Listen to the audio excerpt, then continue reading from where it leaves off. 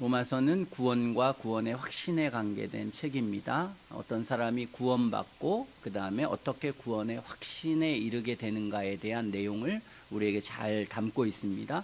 어떤 신학책을 보는 것보다는 이 로마서 자체는 모든 어떻게 보면 인류 역사상에 나타난 많은 이단들과 잘못된 구원관을 전부 다 제거할 수 있는 그런 완전하고 올바른 책이라고 할 수 있겠습니다. 잘 드러나 있지만 성경에, 그럼에도 불구하고 사람은 이 성경의 말씀이 자기의 마음에 와닿지 않기 때문에 성경을 왜곡하는 그런 많은 사람들이 있었습니다. 지금 간단히 요약하고 있는데요, 이 많은 구절을 간단히 요약한다는 건 좀 어렵습니다. 어렵지만 저희들이 정확하게 이 구조와 그리고 대체적인 내용을 이렇게 알게 되면 개인적으로 읽을 때 충분히 읽어낼 수 있도록 이제 설명하는 것입니다. 또 로마서 강의한 게 뭐 있기 때문에 여러분들이 더 자세히 보고 싶으면, 알고 싶으면 이미 설교한 내용이지만 그것을 보면 좋겠습니다.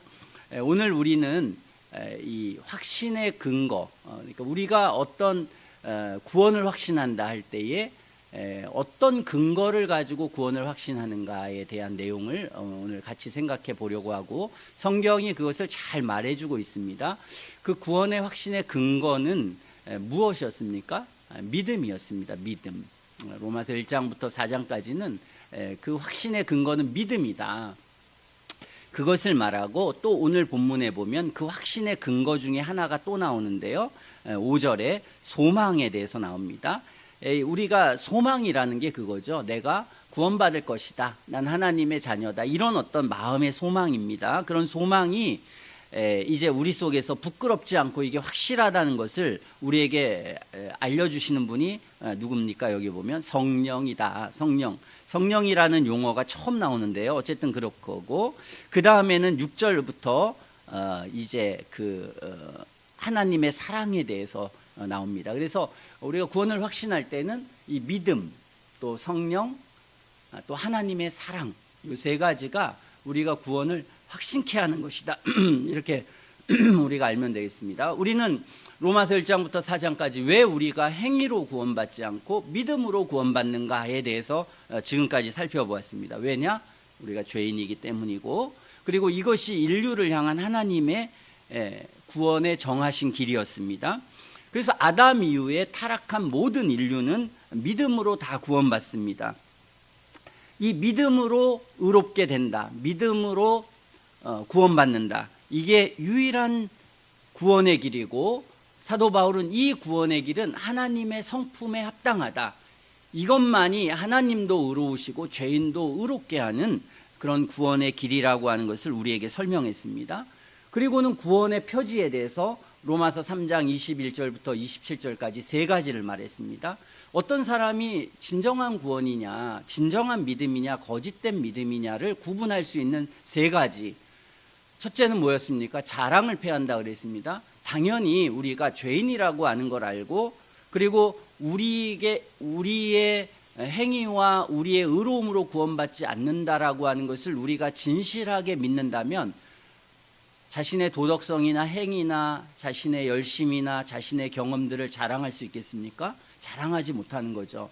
그러므로 자랑할 수 없다. 모든 자랑을 이 참된 믿음을 가지면 그 믿음을 가진 사람들의 특성은 자랑하지 않는다는 거. 두 번째로는 우리가 믿음으로 구원받기 때문에 할례를 받든지, 아니면 우리가 그리스도인의 가정에서 태어났다든지, 아니면 이런 것도 다 어떤 행위에 해당됩니다. 그러므로 할례나 무할례나 유대인이나 이방인이나 이게 중요하지 않다, 그런 차별을 하지 않는다.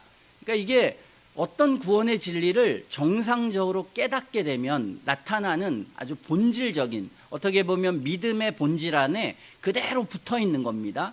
세 번째로는 이 하나님의 구원의 길이라고 하는 것은 율법을 어떻게 한다고 그랬습니까? 굳게 세운다 그랬습니다. 이 하나님의 구원의 길을 어떤 사람이 진실하게 믿게 되면은 어떻게 된다? 율법이라고 하는, 하나님이 말씀하신 율법이라고 하는 것을 아주 굳게 세웁니다. 그런데 율법 폐기주의라고 하는 사람들이 있습니다. 그들은 율법을 거의 폐기하다시피 하는 이런 사람들은 그냥 거짓된 믿음이다. 이건 진짜 믿음이 아니다. 그걸 말하는 것입니다. 그러므로 어떤 구원의 길을 진실하게 어떤 사람이 깨달았느냐에 대한 분명한 특징 중에 하나는 그 사람이 하나님의 율법에 대해서 존중하고 주님이 산상순에서 말한 것처럼 그의 온전하신 같이 완전하신 같이 완전하려고 애쓰고 노력하고 그리고 율법을 그렇게 바라보는 것이 그리스도인의 믿음, 진정한 믿음의 특징이다 그랬습니다. 자, 왜 그러느냐? 이건 뭐 다 우리가 구원의 길을 아는 사람은 다 알고 있습니다. 이것은. 그런데 이 이단들은 이런 잘못된 생각을 갖는 거죠. 왜 그렇습니까? 예수님이 왜 십자가에 고통받고 고난받고 죽으셨습니까? 그가 하나님의 우리가 율법을 순종하지 않았기 때문에, 율법이 말하는 것은 죄에 대해서 형벌을 내려야 되기 때문에 하나님의 아들이시라도 우리의 죄를 지고 있어서 고난과 고통을 받고 십자가에 죽으셨습니다. 그 말은 하나님께서 그렇게 율법은 반드시 이루어져야 되고 율법을 아주 높이시고 존귀하게 여기신다, 그 말입니다. 어떤 사람들은 이게 내가 복음은 믿는 거고 어려우니까 더 쉬운 길로 믿음을 주신 거야 해서 믿음과 율법이라는 것을 이렇게 대치하고 이렇게 생각하는 사람이 있습니다. 그렇지 않습니다. 복음은 율법을 존중하기 때문에 예수님은 십자가에서 고난받고 십자가에 죽으신 것입니다. 그러므로 그 예수님의 고난과 고통과 또 성경의 진리를 깨달은 사람은 율법을 어떻게 한다? 존귀하고 높인다. 뿐만 아니라 실제적으로 어떤 사람이 회개하고 그리스도를 믿을 때 그는 뭘 깨닫게 됩니까? 죄를 깊이 깨닫습니다. 죄를 깨닫는다는 것은 하나님이 얼마나 거룩하신가를 아는 것입니다. 뭐를 통해서? 율법을 통해서. 그러니까 이 율법을 보면서 하나님의 거룩함을 지켜야 되는데 지키지 못한 자신의 죄악 때문에 회개하게 되는 것입니다. 그런데 하나님께서 우리를 불쌍히 여기셔서 십자가에서 예수님을 죽게 하시고, 그리고 하나님의 사랑을 부어주셔서 우리가 용서받게 하셨다는 것입니다.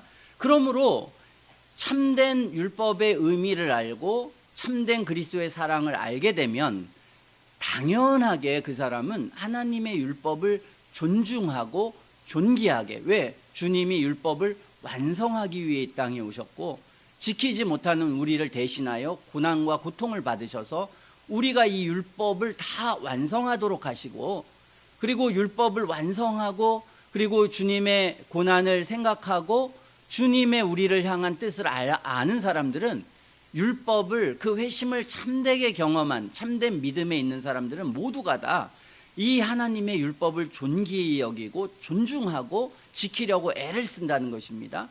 뿐만 아니라 하나님께서 우리에게 뭘 주십니까? 구원받은 사람에게 성령을 주십니다. 그 성령은 거룩한 영이기 때문에 거룩이라고 하는 건 하나님의 율법을 말합니다. 하나님의 율법은 거룩한 율법이고, 그리고 성령께서 우리 마음속에 그 율법을 지키도록 힘을 주시는 분이기 때문에 오늘 로마서 3장 27절에 어떤 사람이 구원받았는가라고 하는 것은 이 세 가지 표지가 있다는 것입니다.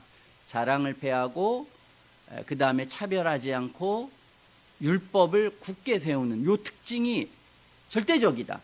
완전하진 않다. 인간은 다 부족하고 죄악 가운데 있고 교만할 때도 있고 사람을 차별할 때도 있지만, 그러나 정말 복음을 깨달으면 그 사람은 복음이 역사하는 가운데서 그런 방향으로 차별을 패하고 자랑이 끊어지고 겸손해지고 그리고 하나님의 율법을 존귀하게 여기고 그것을 지켜나가는 그런 것은 본질적이다. 이건 구원의 그 복음 안에 아예 들어가 있는 거다. 이건 믿음의 요소 속에 아예 있는 것이다 해서 사도는 우리에게 그 참된 믿음이 무엇인지를 그 세 가지로 딱 주었습니다. 그러므로 어떤 사람이 내가 믿는 사람이다 이렇게 말할 때는 그 믿음 안에 내가 믿음을 점검할 때는 요 세 가지를 점검하는 것입니다. 이 세 가지. 내가 회개하고 믿는 그 과정 속에서 하나님이 아예 그 과정 속에서 이 세 가지를 넣어 놓으셨습니다. 어떤 사람이 반드시 이 구원의 진리를 깨닫고 복음을 깨닫는 그 본질적인 요소 속에는 당연히 자랑이 패해지고 그리고 모든 차별을 패하고 율법을 굳게 세우지 않으면 복음을 믿을 수가 없습니다. 그러니까 복음을 믿는다는 것은 믿음 안에는 그것이 반드시 포함되는 요소라고 하기 때문에 오늘 바로 믿음을 말하고 그 표지를 바로 얘기했던 것입니다. 자, 이러면 우리가 어떤 구원을 내가 확신할 때 요소가 만족되었다 그겁니다. 어떤 사람이 내가 구원을 확신해. 그럼 뭘 가지고 구원을 확신해요? 이걸 가지고 내가 믿느냐를 가지고 구원을 확신하는 것입니다. 내가 정말 믿는 거야? 거짓말로 믿는 거야? 라고 할 때 세 가지. 나는 모든 자랑을 패하고 그리고 나는 모든 차별을 패하고 그리고 내가 율법을 존중하고 또 율법을 존귀하게 여기는 그런 마음, 그런 태도, 그것은 믿음의 진실성을 확인하도록 만드는 것이다 라고 하는 것을 이 로마서가 우리에게 잘 이제 가르쳐 주고 있습니다. 그 다음의 일입니다. 이제 로마서 이제 6장이나 또 로마서 8장은 그 순간 우리가 예수 그리스도를 정말 믿는 순간에 그 믿음으로 확신에 이르지만 믿는데 그 다음에는 로마서 5장 그 5절이 뭘 얘기합니까?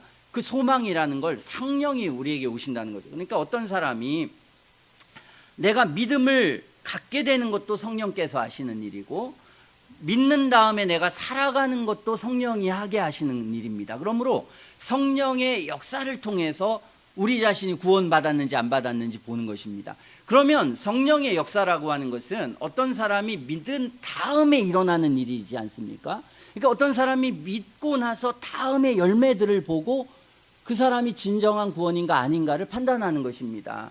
그러므로 우리가 구원의 확신에 대한 웨스민스터 신앙고백서든 다 모든 것들이 구원을 전체적인 완성형으로 보는 겁니다. 이들은 확신을 가질 때 구원을 완성형으로 봐서 어떤 사람이 구원받는다, 난 믿는다라고 하면 바로 세례를 주지 않는 이유는 그 사람의 구원을 점검하기 위해서 한 6개월 후에 세례를 주자. 그러면 성경과 부합하다. 어떤 사람이 정말 예수님을 믿으면 바로 세례를 줄 수도 있습니다. 어떻게 보면 초대교회는 믿으면 세례를 준 것으로 보입니다. 그런데 이 웨스민스터 신앙고백서는 장로교인들은 그렇게 하지 않고 학습이라는 6개월의 기간을 뒀습니다. 왜냐하면 성령께서 진실한 그리스도인들 믿음은 성령이 주시는 믿음과 인간이 갖게 된 신념과 다르기 때문에 그 점검이 그래도 한 6개월 정도는 있는 것이 교회가 안전하고 어떤 사람이 구원을 생각할 때 더 훨씬 더 안전하게 세례를 주는 더 좋은 길이라고 판단했던 것입니다. 지혜롭다고 생각합니다. 그러나 오늘 성경이 말하는 것은 즉각적으로 세례 줄 수 있습니다. 무엇으로? 우리의 구원의 확신은 행위로 구원받는 게 아니라 믿음으로 구원받기 때문에 그 사람의 영혼 속에 믿음이라고 하는 요소가 로마서 1장 18절부터 3장 20절이라고 하는 이 3장 26절까지의 내용을 성경을 읽다가 예수님을 보고 창세기를 읽고 다 이렇게 읽다가 내가 믿음이 생겨나서 로마서 1장 18절을 보고 3장 26절을 읽어봤더니 그래 이게 내가 경험한 바고 내가 믿는 바고 내가 확신하는 바야 라고 그렇게 말할 수 있다면 그냥 세례를 줘야 합니다. 그는 구원받은 사람이다. 이건 결단코 구원받은 사람이라 성경은 그렇게 말하는 것입니다. 볼 것도 없어 앞을. 그는 구원받은 사람이야. 그리고 그 구원받은 사람을 우리가 점검할 때 한 3가지만 점검해봐. 그 사람은 모든 자랑을 패하고 그 복음의 내용의 이해가 올바라서 모든 차별을 패하고 그리고 자랑하지 않고 율법을 그가 굳게 세우고 지키려고 하는 그런 그 하나님에 대한 바른 열망, 이게 있다면 과거에 어떤 죄를 졌든 지금 얼마나 부족하든 연약하든 관계없다. 그는 구원받은 사람이라는 것입니다. 그러므로 로마서 4장까지 설명한 다음에 바로 로마서 5장 1절 2절에 그러므로 우리가 믿음으로 의롭다 하심을 얻었은지 이 말을 하는 겁니다. 그러므로 여러분 아무리 위대한 책을 여러분이 많이 읽었어도 이 성경보다 더 책에 있고 우리의 영혼에 대해서 잘 알며 진리에 대해서 확실하게 우리를 이끈 책은 이 세상에 아무것도 없습니다. 오늘 여러분은 우리는 그 성경을 보는 것입니다. 자, 그러므로 어떤 사람이 이렇게 믿게 된다면 믿음의 우리가 내용, 본질적 요소, 그것은 로마서 1장부터 25절까지 아니면 3장 21에서 26절까지의 내용을 우리가 확신하는 것. 자, 이 내용이 우리 속에 있으면 그러면 그 사람은 5장 1절에 믿음으로 의롭다 하심을 얻었은즉, 얻을 것이다가 아닙니다. 얻었다. 그는. 그래서 그는 하나님과 화평해도 돼. 옛날엔 뭐야? 하나님 진노 아래 있었어. 근데 지금은 바뀌었어. 하나님 나의 하나님이고 난 하나님의 자녀고 하나님은 나를 기뻐하셔. 내가 죄가 있고 악이 있어도 하나님과 화평해. 그리고 은혜라는 데에 들어갔어. 옛날에는 법으로 판단했어. 하나님의 율법이 나를 판단하는 잣대였지만 지금은 그게 아니야. 은혜가 판단해. 그리스도 안에서 주님의 자비와 긍휼 가운데 나를 판단하는 거야. 그래서 믿음으로 서 있는 은혜에 들어가게 되고 그래서 하나님의 영광을 바라고 즐거워해. 난 예전에는 하나님 말하면 피하고 숨었어. 근데 지금은 난 하나님이 내가 죄가 있고 과거에 어떤 죄가 있어도 난 하나님의 영광을 바라고 즐거워해. 자, 이렇게 돼야 된다는 것입니다. 그런데 어떤 사람이 믿어도 이렇게는 안 됩니다. 왜? 내가 내 죄 있고 죄송스럽고 그리스도의 구원을 확신하지만 이렇게 확신해도 될까? 이런 의심이 드는 겁니다. 그러므로 그런 사람들에게 그런 생각하지 마. 하나님이 너를 그렇게 보시고 있어. 그렇게 인정해 주고 있어. 그러니까 이것을 그냥 받아들여 이 말입니다. 이게 이제 우리에게 말하는 것입니다. 그러므로 어떤 사람이 믿음의 진실성을 자신 안에 발견한다면 그 사람은 오늘 로마서 1장 2절이 말한 것처럼 이렇게 담대하게 이렇게 분명하게 해야 된다. 우리 자신에 대해서 그렇게 해야 된다는 것입니다.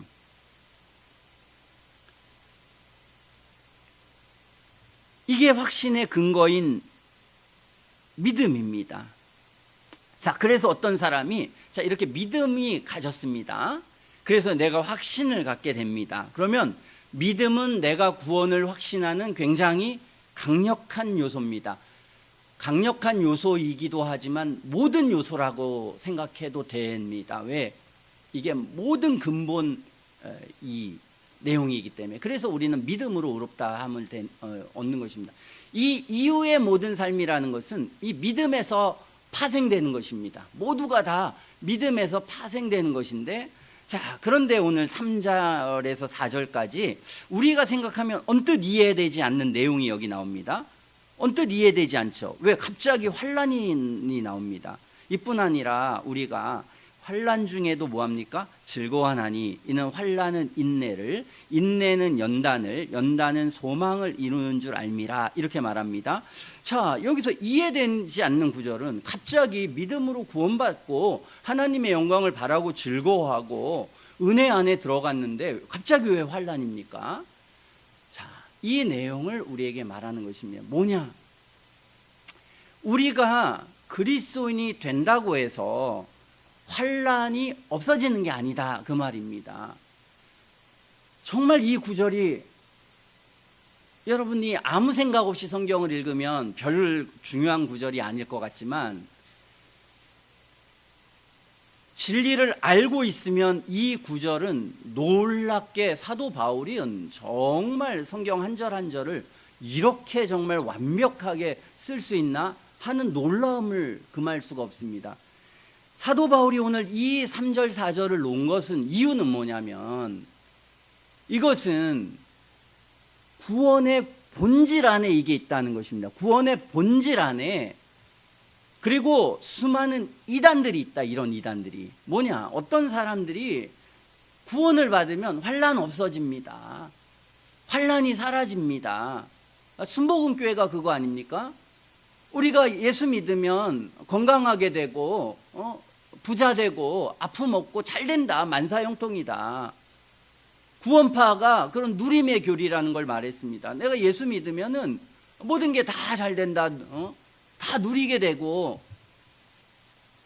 한국교회가 그것 때문에 얼마나 많이 교회마다 다니면 제가 예전에 전부 다 예수 믿고 뭐 이렇게 잘 됐고 저렇게 잘 됐고 이런 비전을 갖고 소망을 갖고 막 이런 세상적인, 그게 복음인 것으로 하고, 현재도 정말 이 이단들은 수많은 설교의 대부분의 내용들을 보면 그게 이 세상에서 복받고 잘 지내는 것을, 신앙의 생활을 왜 열심히 해야 되느냐라고 할 때에 그 내용을 가지고 사람들한테 말합니다. 신앙생활 잘하면 그렇게 잘 된다.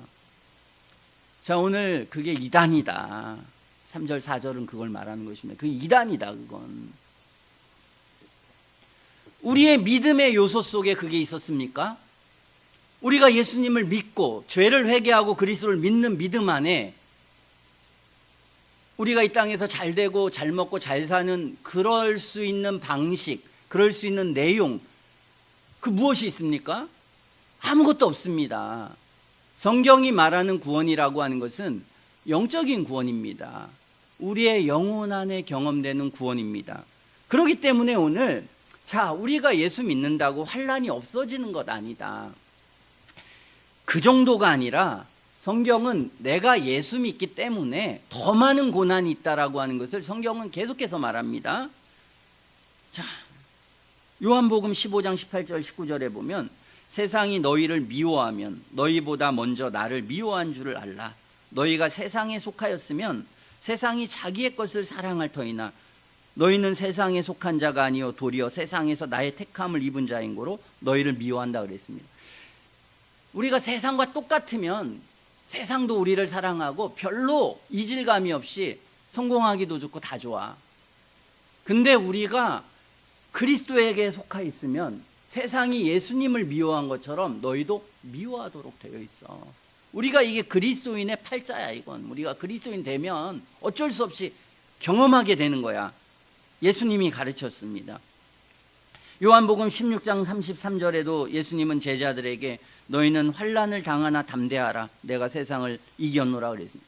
너희가 환난을 당할 수밖에 없다. 너희의 복음 자체. 왜? 세상은 악한 자에 있고 너희는 빛이고 소금이고 진리이기 때문에 어쩔 수가 없는 거다. 마태복음 5장 10절에도 그리스도인이 받는 복, 천국이 저희 것이며 하면서 제일 먼저 얘기한 게 무엇입니까? 심령이 가난한 것. 그리고 마지막 복은 뭡니까? 의를 위하여 핍박을 받는 자는 복이 있나니 천국이 저희 것임이라고 했습니다. 그는 의를 위하여 핍박을 받는다. 그리스도인들의 특징은 의로운 사람들이고, 그 의라는 건 완전한 의가 아니라 그것은 불완전하지만 하나님이 주신 성령 안에서의 거룩한 삶을 우리에게 말하는데, 어쨌든 그렇게 살아가는 사람들은 핍박을 받는다. 빌립보서 1장 29절에도 그리스도를 위하여 너에게 은혜를 주신 것은 다만 그를 믿을 뿐만 아니라 또한 그를 인하여 고난도 받게 하려 하심이라고 했습니다. 너에게 은혜를 주신 이유는 그를 위하여 고난도 받게 하려 하심이라고 했습니다. 디모데후서 3장 12절에는 무릇 그리스도 예수 안에서 경건하게 살고자 하는 자는 핍박을 받으리라. 저는 기복신앙 믿는 사람은 불신자라고 생각합니다. 그리고 기복적 신앙을 가지고 있는 사람은 신앙인이 아닙니다. 불신자입니다. 심각한 얘기입니다. 그러나 저는 교회를 다니면서 기복신앙 너무 많이 봤습니다. 그런 이단들을 너무 많이 봤습니다.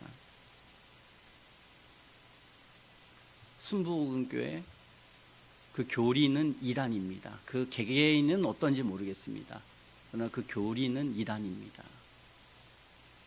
아무리 크고 아무리 세상에 사람이 많아도 이단입니다. 아무리 신천지가 지금 몇십만이 된다고 하고 구원파 교회가 정말 어마어마하게 많아도 이단입니다. 아무리 찬송을 부르고 헌신을 하고 열심을 가져도 이단입니다.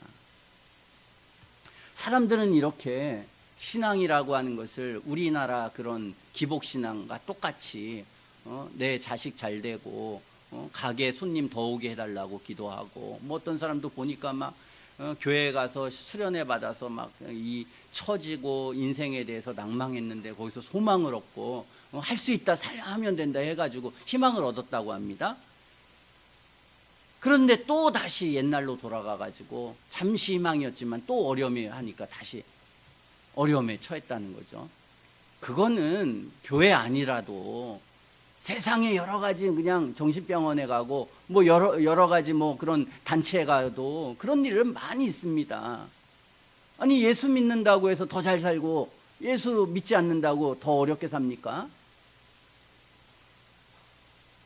마태복음 5장 45절에 주님은 회와 비를 나눠둘 때 여기 예수 믿는 농부라고 해가지고 여기 회와 빚이 막 더 째고 여기 예수 믿지 않는 농부라고 해가지고 안 되고 그렇게 됩니까?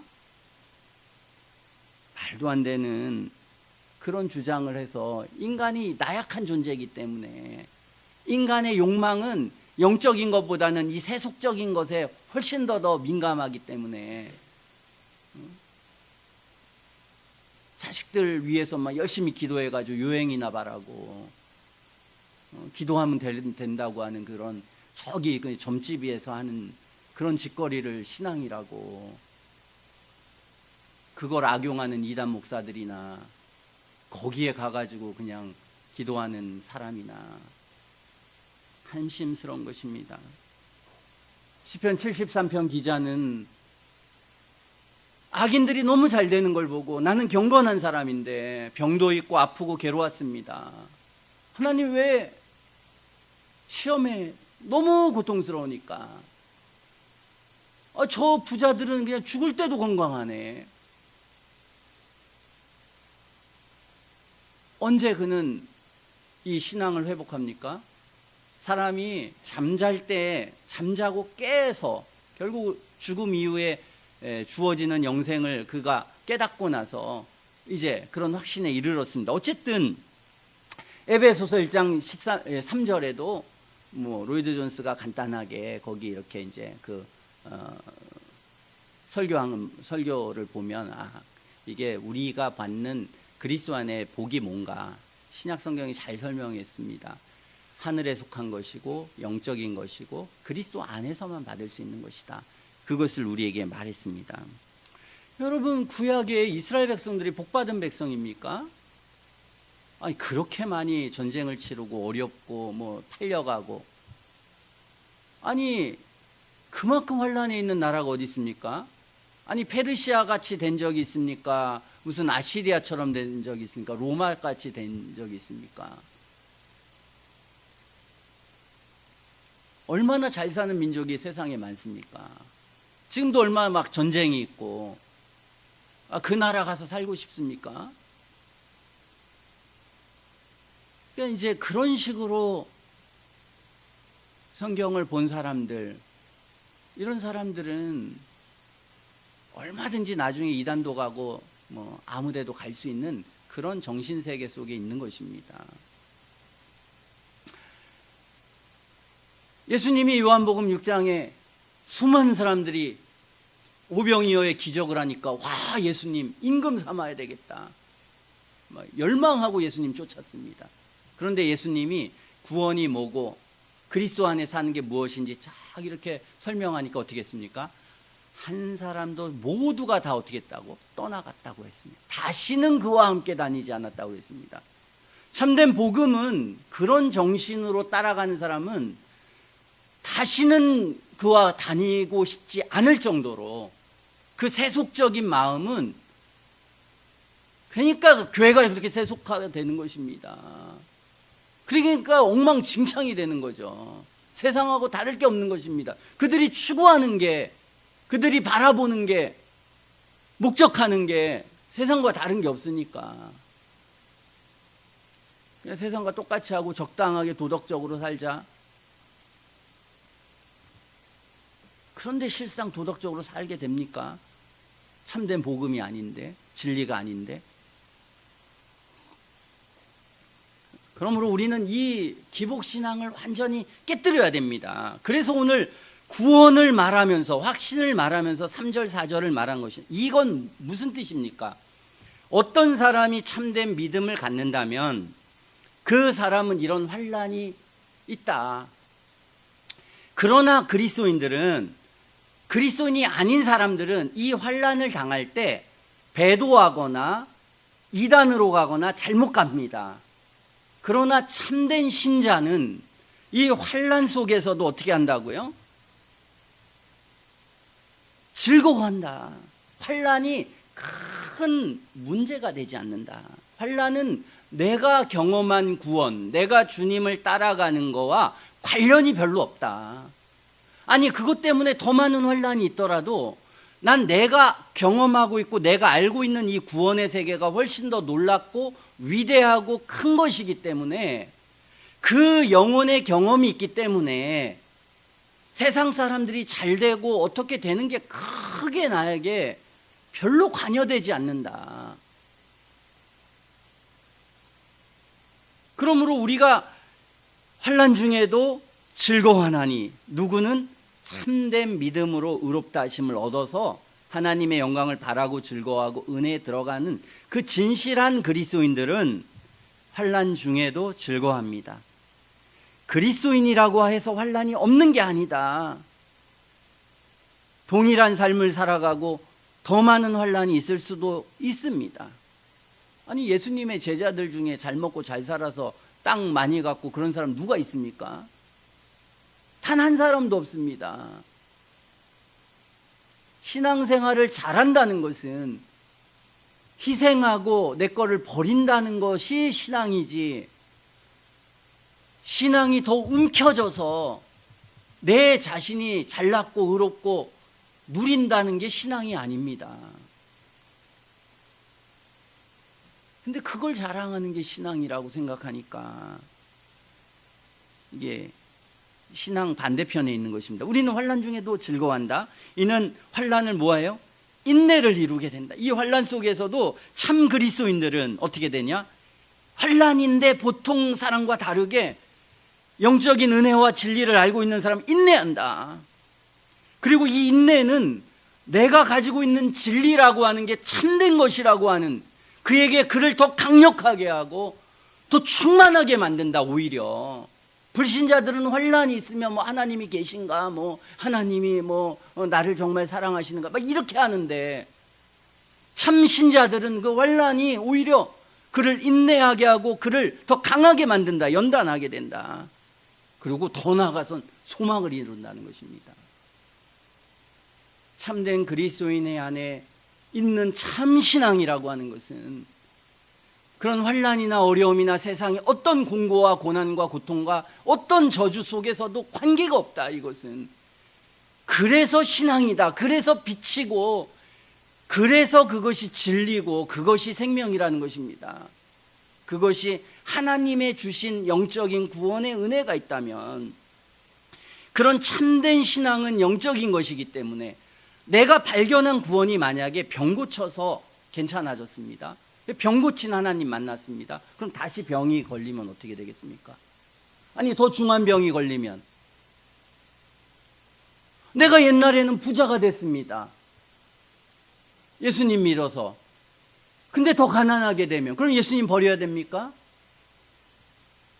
그럼 버리게 되는 거죠. 왜냐하면 내 근거가 흔들리니까. 그러나 신앙의 근거는 그것과 관련이 없다. 신앙의 근거라고 하는 건 내 죄를 알고 그리스도의 영광스러움을 알고 그 거룩함을 알아서 이 세상에 죄악되고 허무하고 허탈하고 아무것도 아니다. 훨씬 더 고귀하고 영적인 생명과 진리 안에 있다면 내가 아무리 헐벗고 가난해도 이게 가치 있고 의미 있는 거다. 저기 그냥 이단 목사들이 막 그냥 화려한 옷 입고 막 정말 누리고 살아가는 걸 보고 나도 저렇게 되지 못하는, 그럴 필요가 없다. 저 사장들이 막 다 해도 오히려 안타깝고 불쌍하다. 그게 무슨 의미가 있나? 영생의 빛에 또 우리가 발견한 은혜와 생명과 진리 안에서 판단하고 생각한다면 환난 중에도 즐거워하고 인내하고 연단하고 오히려 소망이 생긴다. 내 신앙은 이런 속에서도 하나님의 은혜를 느끼고 하나님의 인도를 느끼고 하나님의 사랑을 느끼게 된다. 그것을 우리에게 가르쳐 주기 위해서 이 구절이 있는 것입니다. 그렇죠? 되게 구절을 위대하고 합당하게, 여러분 주기도문을 보든 에베소서를 보든 출애굽기를 보든 레위기를 보든 그냥 보면은 와, 이렇게 정말 성경을 쓴 사람들이 이렇게까지 썼나 이해가 안 됩니다. 그러나 진리를 알고 보면은 이것은 정말 위대한, 하나님이 쓰시지 않으면 쓸 수 없는 정말 한 절 한 절을 너무나 압축하고 필요한 정확한 그런 방식으로 성경은 쓰여졌습니다. 우리는 그걸 발견해야 합니다. 그리고 하나님 주신 말씀과 그 말씀이 우리를 인도하는 것이 얼마나 위대하고 놀랍고 아름다운지를 느껴야 합니다. 마음이 세속적인데 그게 느껴집니까? 마음이 세상의 욕망에 가득 있는데 그런 예수님이 보이겠습니까? 영혼의 변화를 겪고 참된 하나님의 거룩과 죄를 알고 그리스도의 영광스러움과 사랑과 은혜를 알아야 마음속에 그것에 대한 갈망이 생기고 욕망이 생기게 되는 것입니다. 그러므로 참된 신앙이라고 하는 것은 환난이나 이 땅에 어떤 것도 관계가 없다. 그리고 그걸 다 뚫고 간다. 오히려 신앙생활을 쭉 하게 되면 참된 믿음, 이 로마서 5장 1절 2절의 참된 믿음은 그를 더 견고하게 하고 소망의 확실성 가운데 갖게 한다. 이제 그걸 말합니다. 자, 그걸 말하고 이게 뭐가 하는 역할입니까? 믿음이 하는 역할입니다. 그러므로 내가 믿음이 있는가를 내가 확인하고 내가 믿음이 있네. 그리고 이 믿음은 내가 환난과 인내, 연단 이걸 통해서 오히려 더 큰 소망을 갖게 되네. 자, 여기가 믿음이 하는 역할입니다. 5절에 소망이 부끄럽지 않다. 내가 구원을 확신하는 이것이 부끄럽지 않고 이 소망이 확실해. 너 구원을 확신해도 되네. 천국 갈 거야. 너는 하나님의 은혜와 사랑 가운데 있어. 막 환난이 있고 어려움이 있는데 어떻게 우리가 그렇게 확신할 수 있겠습니까? 사람이기 때문에. 아무리 위대한 사도 바울이라도 환난이 있고 어려움이 있으면 참 마음이 연약해지고 육체적으로 힘들어서 참 이럴 때는 정말 하나님의 사랑을 의심하기도 했지 않습니까? 시편 73편 기자도. 그러니까 그럴 수 있다. 사람은 이 확신이 흔들릴 수가 있다. 이게 자, 확신이 흔들릴 때 우리에게 그 확신을 강력하게 해주는 또한 요소를 하나님이 주셨습니다. 그 요소가 뭐다? 성령으로 말미암아 하나님의 사랑이 우리 마음에 어떻게 했다? 부음받았다 그랬습니다. 하나님의 성령이 우리 마음속에 하나님의 사랑을 부어주셔서 그리스도인들은 환난 속에 어려움 속에서도 하나님의 사랑을 느낄 수 있도록, 그걸 확신할 수 있도록 아주 직접적으로 주관적으로 하나님의 성령을 부어주신다는 것입니다. 그러므로 그리스도인들에게 굉장히 안전한 요소는 믿음도 있지만 또 하나는 이 성령의 역사를 통해서 구원을 확신하게 된다는 거죠. 자, 그리고 나서 사도는 우리에게 굉장히 필요한 한 가지를 또 제시합니다. 자, 이 하나님의 사랑이 너희들에게 부어져야만, 그래야만 이걸 극복할 수 있다. 우리가 이 환난과 어려움과 이 어려운 죄악된 세상에서 하나님의 진리와 은혜를 갖고 믿음으로 우리가 살아가지만, 그러나 이 믿음 안에 하나님의 자비와 긍휼을 느끼지만, 그러나 이 자체에서 우리를 더 강력한 확신으로 환난을 이기고 어려움을 이기게 할 수 있는 아주 강력한 요소가 성령 안에 성령으로 우리에게 오시지만, 그러나 이 성령이 우리에게 주시는 그 하나님의 사랑의 느낌을 우리가 무엇이다라고 우리의 지성이 잘 포착해야 된다.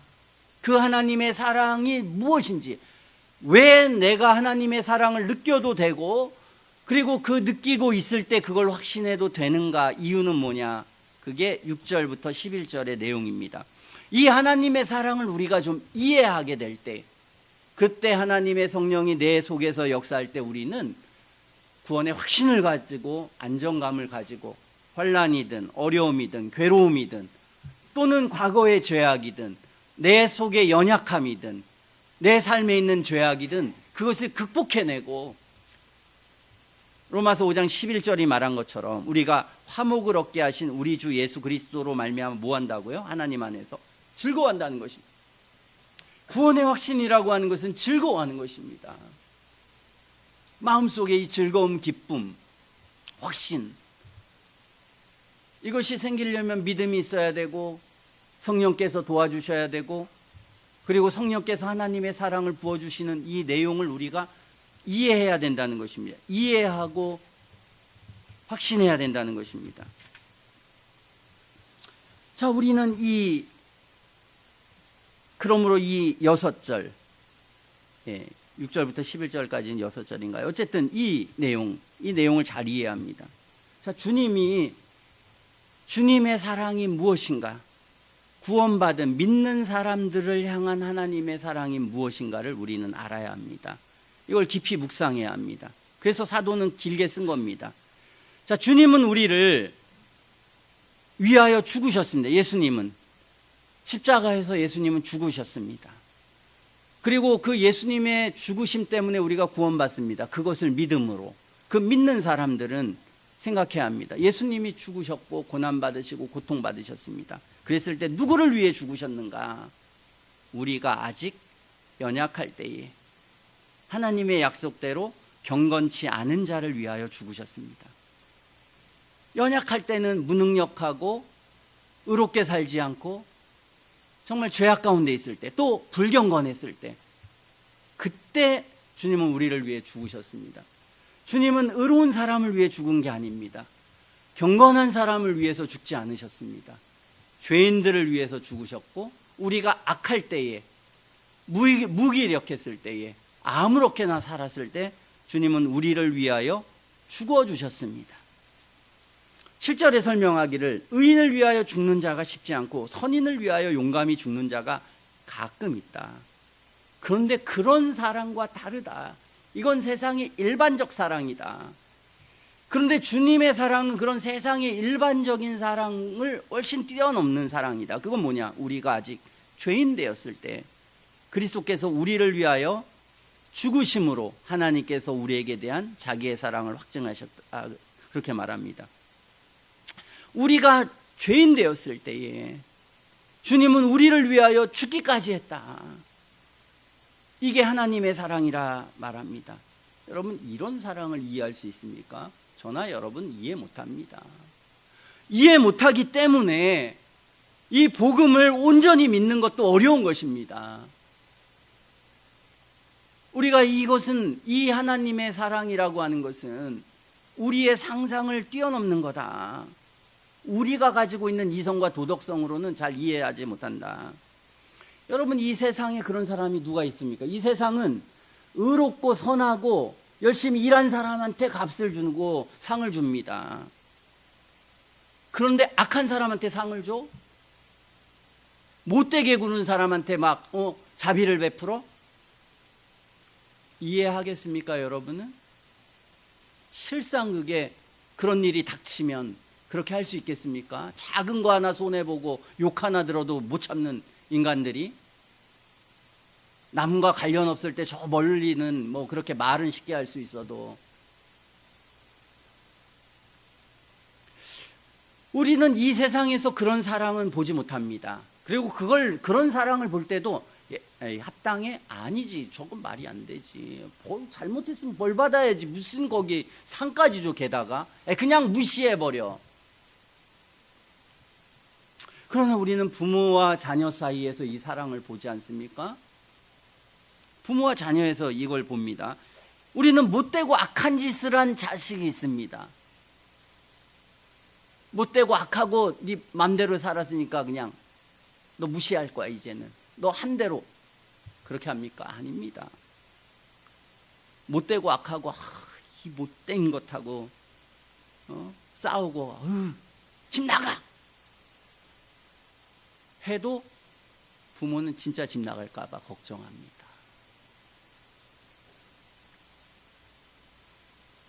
부모의 자녀에 대한 사랑은 공정하지가 않습니다. 의롭지가 않습니다. 그래서 정치인들 보면 다 뭡니까? 자식에게 뭐 한 것 때문에. 그렇죠? 그러니까 자기가 손해를 보더라도 어려워도 자기 자식에게 대해서는 공정하지 않은 사랑, 무조건적인 사랑, 이런 사랑을 합니다. 그렇죠? 그게 부모가 자신에 대한 사랑입니다. 우리가 이 세상에서 유일하게 볼 수 있는, 정말 다르지 않습니까? 왜 그럴까? 똑같은 사람인데 내 혈육이라고 해서, 조금 먼 혈육 말고 가까운 혈육이라고 해서 왜 내가 자식 낳았을 뿐인데 왜 나는 여기에 집착하는가? 근데 모든 부모들은 다 집착합니다. 자식에게. 그게 이 세상을 굴러가는 힘입니다. 그래도 자식이라도 사랑하니까 세상은 굴러갑니다.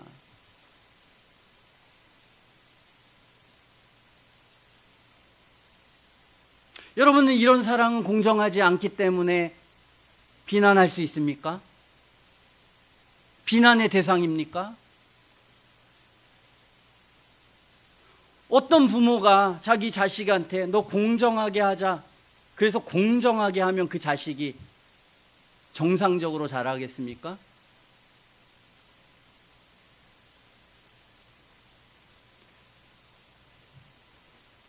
제 3자 입장에서 보면 저러면 안 됩니다.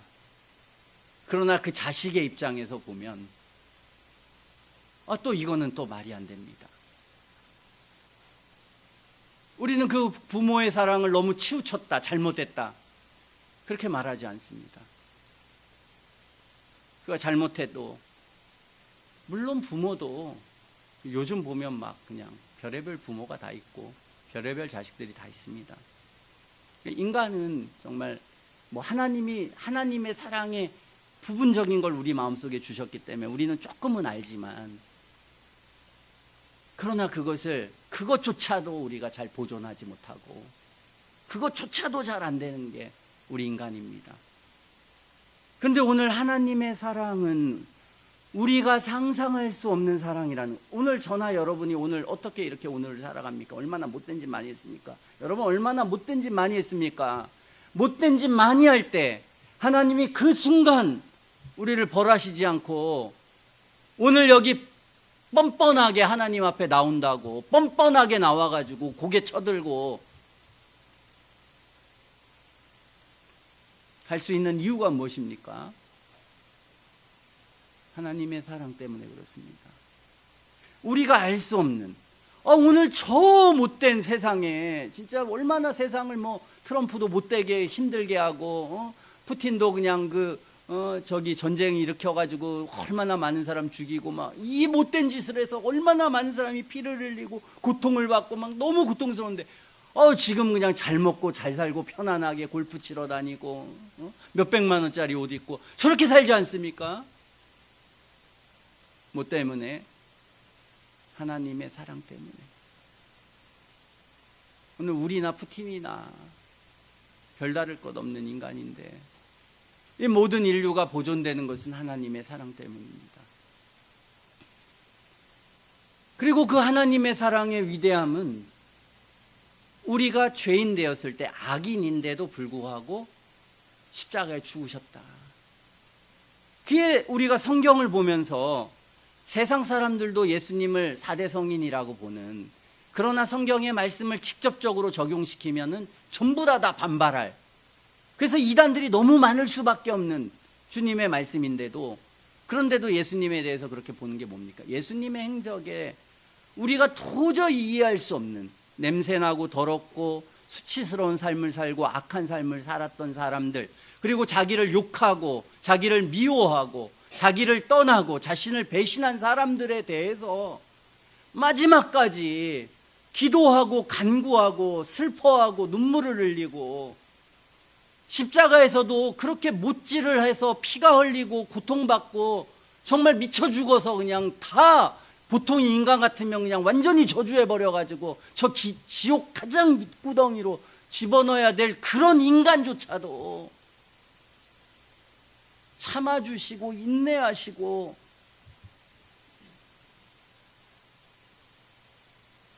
도대체 이 못된 인간들 어떻게 해야 됩니까? 이 세상에 너무 악인들이 많습니다. 그렇지 않습니까?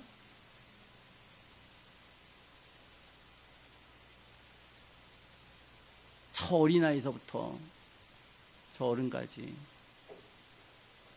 쓰레기들이 너무 많습니다. 쓰레기 천지입니다, 세상은.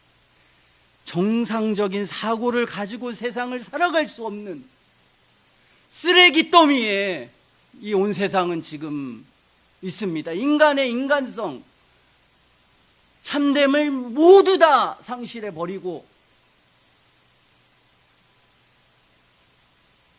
살아가는, 참 뭐가 인간다운 것인지, 뭐가 선한 것인지 다 동물보다 못하게 동물처럼 먹고 마시고 취하고 자랑하고 허영과 이게 인간이라고 하는 쓰레기 같은 하나님의 진리에 대해서 참되게 어떻게 내가 하나님의 뜻과 은혜 안에서 살아갈까? 순전한 마음과 순수한 영혼을 가지고 인간같이 살아가는 그런 존재들이 별로 보이지가 않습니다. 이게 이 세상입니다. 그런데도 불구하고 하나님은 이 쓰레기들을 참으셨다. 인내하셨다. 불쌍히 여기셨다. 쓰레기가 쓰레기인지 모르는데, 쓰레기가 계속해서 자기가 잘났다고 괜찮다고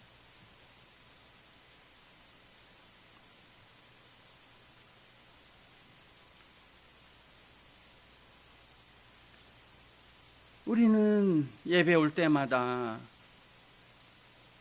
어떻게 보면 이 예배당에서 전부 다 이렇게 앉아서 예배 드릴 존재들도 아니고 다 무릎 꿇고 한 번씩 엎드려서 정말 그런 제도도 만드는 거 괜찮습니다. 우리가 얼마나 죄인인지, 하나님이 얼마나 우리를 크게 사랑하시고 불쌍히 여기셨는지 조금이라도 느낄 수 있도록 예배당 들어올 때 다 여기 무릎 꿇고 여기 딱딱한 돌 만들어 놓고 무릎 꿇고 간절히 몇 분만이라도 기도하고,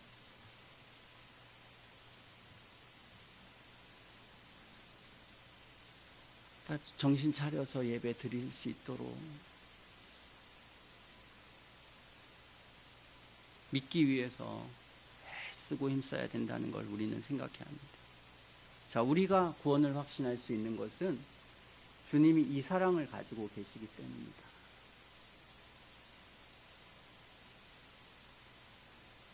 내가 하나님의 거룩하심을 모를 때는 다 선한 줄 알고 의로운 줄 알지만, 내가 하나님의 말씀을 하나하나 깨달아가고 알아가면, 그러면 다들 느끼는 게 나 같은 사람은 어떻게 구원받을 수 있는지. 사도 바울과 같은 사람도 그랬습니다. 외적으로 보면 사도 바울이 그렇게 못된 사람이 아닙니다. 그런데도 그 은혜를 받으니까, 은혜 받은 정서 안에는 그게 영혼 안에 흐르는 것입니다. 내가 얼마나 부패하고 더럽고 죄악됐는가. 그러니까 내가 이해가 안 되는 것입니다. 내가 구원받을 수 없는 존재인데, 난 너무 부끄럽고 나는 너무 더러운 추한 인간인데, 그런데 내가 예수님을 믿게 되었네. 정말 내가 예수님을 믿는다고 해서 내가 이 믿음이 진실한 믿음일 수 있는가? 내가 참 구원받은 사람일 수 있는가? 우리는 의심이 들고, 내가 하나님의 그 사랑을 받을 수 있는 자격이 있는 자인가? 의심이 듭니다. 그럴 때 오늘 성경은 우리에게 말하는 것입니다. 우리의 이 도덕성과 생각과는 전혀 하나님의 사랑은 너무나 풍성하고 너무나 커서 하나님을 대적하고, 그리고 정말 못되게 악하게 죄를 저지르고 하나님의 심판대의 백보자 앞에서 우리의 모든 행위와 우리의 마음의 상태가 쫙 펼쳐질 때에 정말 숨도 쉬지 못하고 견딜 수 없는, 정말 우리 자신의 이 비참함과 괴로움과 정말 주님을 피할 수밖에 없는 그 고뇌를 느끼게 되는 것입니다. 회심할 때, 그리고 하나님 앞에 신앙생활할 때 이게 느끼게 되는 것입니다. 그럴 때 우리는 구원의 확신을 가질 수 없는 이런 비참하고 더러운 존재가 어떻게 구원받을 수 있는가? 그때 우리는 그들을 위해서 이것을 사도 바울은 기록한 것입니다. 구원은 은혜로, 그리고 그 은혜란 뜻은 죄인 되었을 때, 연약할 때에, 악한 가운데 있을 때에 그 사람은 그럼에도 불구하고 구원받는다. 이게 하나님의 크신 사랑이다 라고 하는 것을 우리에게 말합니다. 그러므로 우리가 9절에 결과적으로 피를 인하여 의롭다 하심을 얻었다면 진노하심에서도 구원을 받고, 그리고 원수 되었을 때 그 이름의 죽으심으로 말미암아 하나님으로 더불어 화목되었다면 주님의 부활에 함께 참여할 것이다. 그리고 그의 부활을 인하여 더 큰 구원의 확신을 가질 수 있다 라고 하는 것을 말합니다. 그리고 11절에 이뿐 아니라 화목을 얻게 하신 우리 주 예수 그리스도로 말미암아 하나님 안에서 또한 즐거워한다 그랬습니다. 즐거워합니다.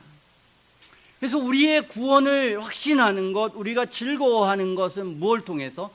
믿음을 통해서, 성령을 통해서, 그리고 그 성령이 우리 마음속에 부어주신 하나님의 사랑의 깊이와 넓이를 우리가 이해하고 알아감을 통해서 우리는 구원의 확신을 갖게 되는 것입니다. 그러므로 이 구원의 확신은 우리의 믿기 전에 모든 과거의 어떠한 삶의 내용이 문제가 되지 않습니다. 주님은 이 하나님의 사랑이 얼마나 큰지를 우리에게 꼭 기억하고 알게 해주고 싶었습니다. 그래서 뭘 했습니까? 강도를 예를 드셨습니다. 마지막 강도, 일생을 그럼 모든 사람이 말이 안 되지. 어떻게 평생을 강도로 살았는데, 그런데 마지막 믿었다고 구원받는 게 말이나 되냐고.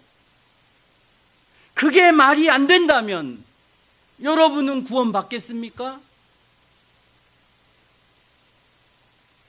도대체 뭐가 말이 되겠습니까? 그래서 하나님은 그 사랑을 보여주신 것입니다. 우리는 그 사랑을 잘 모릅니다. 하나님의 사랑의 넓이와 깊이와 크기를 우리는 잘 모릅니다. 그러나 그 하나님의 사랑은 너무나 커서 자기 아들을 이 땅에 보내셔서 십자가에 고난받고 고통받게 하신 사랑이다. 그것도 그럴 만한 존재를 위해서가 아니라 이 못되고 더러운 악했던 존재를 위해서, 강도를 위해서, 그냥도 아니고 자기 몸을 찢고 피를 흘려 그 고통받으면서도 우리가 천국 가게 하고, 우리가 정신 차리게 하고, 이 세상이 이 악에서 건짐받고 주님의 은혜 세계로 가게 하기 위해서 주님은 이 큰 사랑을 우리에게 베푸셨습니다. 자, 그러므로 우리가 이 구원의 확신을 갖게 되면, 내가 믿게 되면 우리는 구원을 어떻게 합니까? 확신을 갖게 됩니다. 그러면 그 구원의 확신을 가지면 어떻게 해야 된다? 11절에 즐거워해야 된다 그 말입니다. 자, 그러면 우리는 이 가톨릭이나 알미니안주의자들이 생각하는 것처럼 이들은 이렇게 생각했습니다. 야, 구원을 즐거워했다가 너가 죄악 가운데 살면 구원은 잃어버릴 수도 있어. 그런 생각을 했습니다. 왜 그런 생각을 했습니까? 두 가지가 모자라서. 가톨릭, 로마 가톨릭이나 알미니안주의자들은 두 가지가 모자라서 이 생각을 했습니다. 단순한 게 아니라 심각한 문제입니다. 제가 알미니안이라고 자주 계속 얘기하지만 알미니안이 뭔지 모르는 사람들이 그냥 너무 많습니다. 신앙생활을 잘하면, 성경을 잘 읽으면 알미니안 뭔지 정확하게 잘 이해가 됩니다. 이게 얼마나 위험한 건지. 그러니까 수많은 신학자들과 경건한 사람들은 알미니안의 위험에 대해서 계속해서 씁니다. 자, 이들은 두 가지가 부족했습니다. 뭐가 부족했습니까? 알미니안들은 인간이 얼마나 죄인이라는 게 부족했습니다. 자기가 얼마나 죄인이라는 것을 깊이 알게 되면, 그러면 구원의 조건이라는 게 하나님의 은혜와 사랑에서 오는 거지, 내가 의로워서 구원받을 수 있는 게 아니다. 그걸 받아들일 수 있었습니다. 그러나 그런 게 도덕적으로 이해가 안 됐습니다. 왜? 자기가 좀 선한 게 있어야 구원받는 거지, 자기가 의로운 게 있어야 구원받는 거지. 그러니까 하나님의 열심과 하나님의 구원과 나의 의가 결합돼야 돼, 이렇게 생각했던 것입니다. 뭐가 부족했다고요? 내가 죄인이라는 인식이 부족한 것입니다. 또 뭐가 부족했습니까? 하나님의 사랑에 대한 이해가 부족한 것입니다. 하나님의 사랑이라고 하는 것은 그런 죄인과 어떤 것과 불구하고 해주신 사랑이기 때문에, 그러니까 이들은 인간적으로 생각해서 어떤 사람이 야 구원받았어, 그런데 내가 구원의 확신이 있고 즐거움이 있어, 그러면 저 사람 죄 짓겠지, 죄 짓게 되고, 다 복음을 전해보니까 예수 믿는다고 구원받으니까 그 종교개혁자들 그 이후에 루터도 처음에는 의로운 것 같아도 이렇게 죄악 가운데 가는 사람들이 많이 생기네. 그들은 그래서 그런 구원의 확신의 교리는 매우 위험하다, 그것은 오히려 더 죄를 부추기게 된다, 이런 위험한 생각을 하고 잘못된 생각을 한 것이에요. 뭐냐, 그것은 복음을 못 이해했기 때문에, 진실한 믿음이 아니기 때문에 그걸 말해야지, 그게 아니라 전부 다들 그 해결법이 지금 앞으로 살 때 너무 즐거움이 없으면 안 되고 확신이 있으면 안 되고 그냥 우리가 두려워해야 돼, 계속. 왜 그런 현상이 옵니까? 기초가 안 됐기 때문에. 예수님도 그러니까 마태복음 7장을 말씀하시면서 좁은 문 좁은 길 말하고 거짓 선지자들 말하고 뭘 말하셨습니까? 집 질 때 집 근사하게 짓는 걸 얘기하지 않았습니다. 집이 왜 무너지냐? 기초가 안 됐으니까. 회심하지 않는 사람에게 아무리 거룩을 알려줘도 거룩한 삶이 나올 수가 없다. 죄가 뭔지 모르고 하나님의 은혜와 사랑이 뭔지 모르고 그 영혼 속에서 역사하지 않고 있는데, 성령의 은혜가 역사하지 않고 있는데, 그 사람에게 도덕적으로, 그러니까 80년대 우리나라에 많은 기독교 윤리운동 이런 하면은 전부 다 그 얘기, 우리는 성화가 부족하다. 왜 성화가 안 되는 것입니까? 은혜가 없으니까 안 되는 거지. 기본이 안 돼 있으니까. 그러니까 자꾸 육적 그리스도인 여러 가지 다른 얘기들이 나오게 되는 것입니다. 자, 가톨릭이나 알미니안주의들은 잃어버릴 수 있어요. 그러면 이런 것입니다. 주님은 즐거워하라고 말했다가 이 즐거움이 진짜 즐거움입니까? 잃어버릴 수 있는데, 무책임한 즐거움이죠. 하나님이 즐거워하게 한다면 그 즐거움이 계속돼야지 의미가 있는 것 아니겠습니까? 구원을 줬다 뺏는다, 그 사랑이 완전한 사랑입니까? 죄인들이고 악인들인데 하나님의 사랑을 주셨습니다. 그렇다고 해서 이 사람이 또 죄를 졌다고 너 구원 없어, 그게 논리적입니까? 합리적입니까? 말도 안 되는 거죠. 더 큰 죄악과 악인의 삶을 살았는데 하나님이 십자가에 죽으실 정도로 그를 사랑했으면, 그 사랑은 그 이후에 어떤 죄를 짓더라도 그 사람은 그 사람의 구원이 확실하게 보장되는 것입니다. 그러니까 구원을 즐거워할 수 있는 것입니다.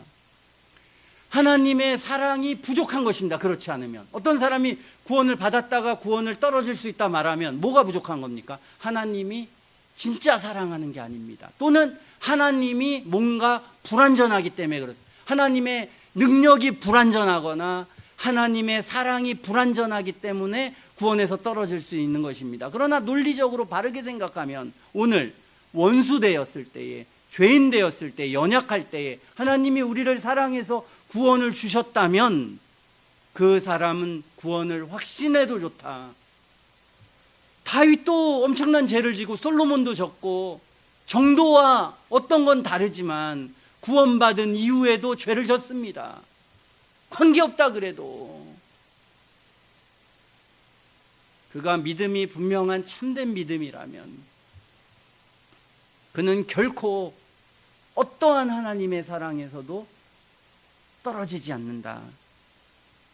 이것이 주님의 사랑입니다.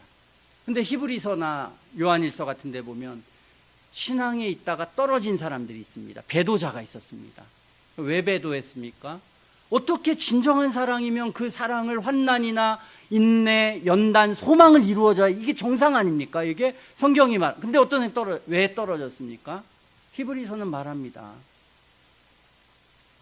그들은 진짜 회심하지 않았어. 신앙의 기초를 다시 닦아야 돼 너희들이. 정말 은혜가 없었기 때문에 배도하는 것입니다. 은혜가 있었는데도 불구하고 배도했다. 그런 게 없습니다. 오늘 그러면 하나님의 사랑이 불완전했든지 진짜 사랑이 아니었던 것입니다. 그러므로 우리는 이해할 수 없지만 하나님의 이 놀라운 사랑이 있습니다. 그러나 참 불행하게도 이해할 수 없게도 그러나 이 복음을 믿지 않는 자들에게는 이 사랑이 없습니다. 왜 그렇습니까? 왜 하나님 지옥을 만드셨습니까? 사람 질문할 수 있습니다. 지옥 가서 알게 될지 모르겠습니다.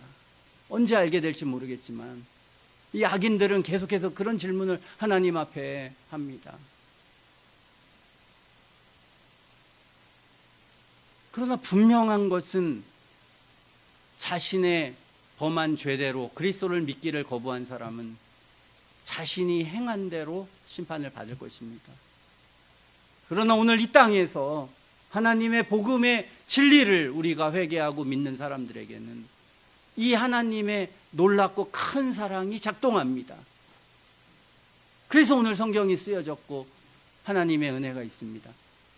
하나님의 사랑은 놀랍고 크지만 그건 무조건적인 사랑이지만 우리의 조건과는 전혀 관계없지만 성경은 그럼에도 불구하고 우리에게 어떤 하나의 조건을 주셨습니다. 그 조건이라고 하는 것은 회개하고 믿는 것이다. 가톨릭과 구분되기 위해서 이것을 그래서 원인적 조건이 아니라 수단적 조건이다.